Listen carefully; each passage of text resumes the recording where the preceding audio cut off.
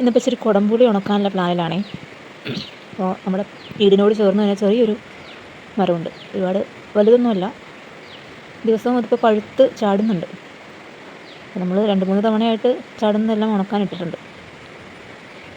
അപ്പോൾ ഇന്നിപ്പോൾ ചാടിയിട്ടുണ്ട്. രാവിലെ മുതൽ ഭയങ്കര മഴയായിരുന്നു കേട്ടോ. ഈ മഴ ഒന്ന് തോർന്ന ടൈം നോക്കി ഇറങ്ങിയതാണ്. കണ്ടില്ലേ, എന്തായാലും കുറച്ചൊക്കെ ചാടി കിടക്കുന്നുണ്ട്. പഴുത്ത് പാകമായത് തന്നെയാണ് കേട്ടോ. കാറ്റത്തൊന്നും കുരുന്നൊന്നും ചാടിയിട്ടില്ല. എല്ലാം പറക്കി നമുക്ക് എടുക്കാം. കണ്ടില്ല, എന്ത് ഭംഗിയാണല്ലേ സത്യം പറഞ്ഞാൽ കാണാൻ. എൻ്റെയൊക്കെ കുട്ടിക്കാലത്ത് ഞാൻ ഒരുപാട് ഇതിൻ്റെ ഈ പഴം പൊട്ടിച്ചിട്ട് അതിൻ്റെ ഉള്ളിലുള്ള ആ കായ് കഴിച്ചിട്ടുണ്ട്. കുറേ കഴിയുമ്പോൾ നമ്മുടെ പല്ലൊക്കെ മഞ്ഞച്ച് വരും. പക്ഷെ ഇപ്പോൾ ഇത് കഴിക്കാനായിട്ട് അത്ര തോന്നുന്നില്ല. എങ്കിലും ഇത് കാണുമ്പോൾ നമുക്ക് ആ ഒരു നൊസ്റ്റാൾജിയ തോന്നുന്നുണ്ട്. അതിൽ അത്യാവശ്യം നമുക്ക് കിട്ടിയിട്ടുണ്ട് കേട്ടോ. കണ്ടില്ലേ, എന്ത് ഭംഗിയാണല്ലേ നമ്മുടെ പ്രകൃതി നമുക്ക് വേണ്ടിയിട്ട് ഒരുക്കി തന്ന അതിൻ്റെ ആ സ്ട്രക്ചർ കണ്ടില്ലേ.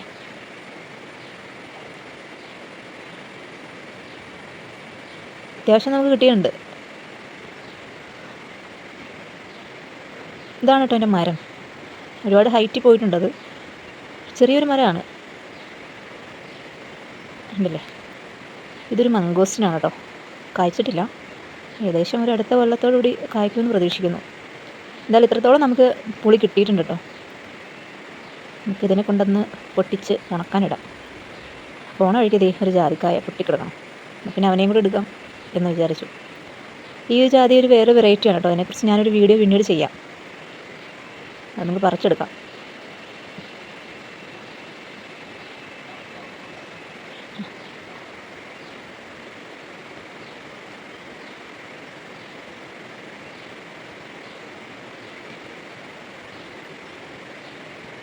അടുത്ത മഴയ്ക്ക് മുന്നേ നമുക്കിതെല്ലാം പൊട്ടിച്ച് ഉണക്കാനിടണം. ഇത് റംബൂട്ടാനാണ്. നമ്മൾ കഴിഞ്ഞ ദിവസം ഒരുവിധം മൂത്തതെല്ലാം പറിച്ചു കേട്ടോ. പഴുക്കാൻ നമ്മുടെ കിളി അവിടെ ഇടുന്നില്ല. ഇത് കണ്ടില്ലേ, ആ കുടംപുളിയുടെ ആ ഒരു സ്ട്രക്ചർ കണ്ടില്ലേ.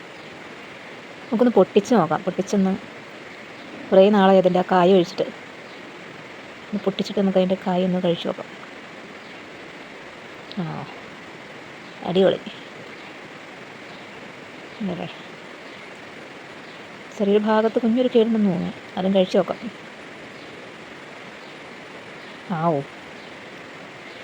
പുളിയുണ്ട്, ചെറിയൊരു മധുരമുണ്ട്. പുളിയാണ് ഏറ്റവും കൂടുതൽ നിൽക്കുന്നത്.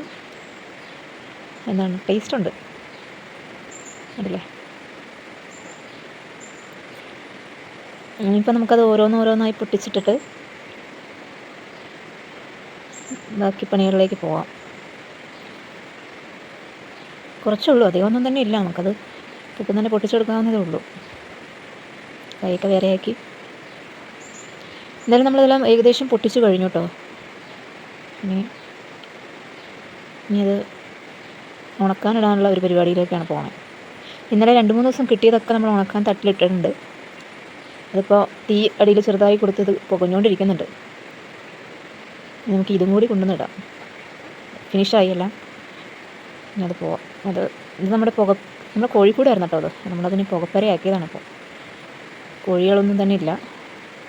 കണ്ടില്ലേ, നമ്മൾ കഴിഞ്ഞ ദിവസമൊക്കെ ഉണക്കാനിട്ടാണ് കാണുന്നത്. ഇതെല്ലാം ഇതിനകത്തേക്ക് ഒന്ന് സെറ്റ് ചെയ്ത് വെക്കാം.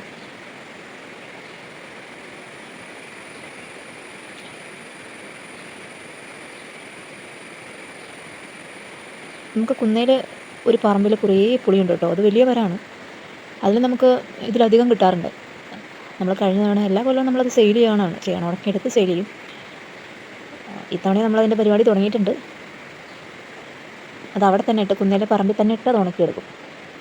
ഇത് വീടിനോട് ചേർന്നുള്ള മരത്തിൽ നിന്ന് കിടക്കുന്നതുകൊണ്ട് ഇവിടെ ചെറിയൊരു പുകപ്പര സെറ്റ് ചെയ്ത് നമ്മളിവിടെ പുകച്ചെടുക്കണം.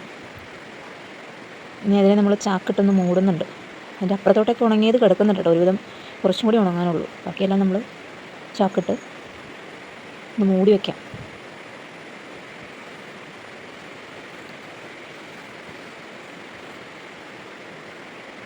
അടിയിൽ തീ കൊടുത്തിട്ടുണ്ട് കേട്ടോ. വലിയൊരു മുട്ടിക്കഷ്ണം കൊടുത്തിട്ട് തീ ഇട്ടിട്ടുണ്ട്. നമുക്ക് പുറപ്പര അടയ്ക്കാം. Thank you.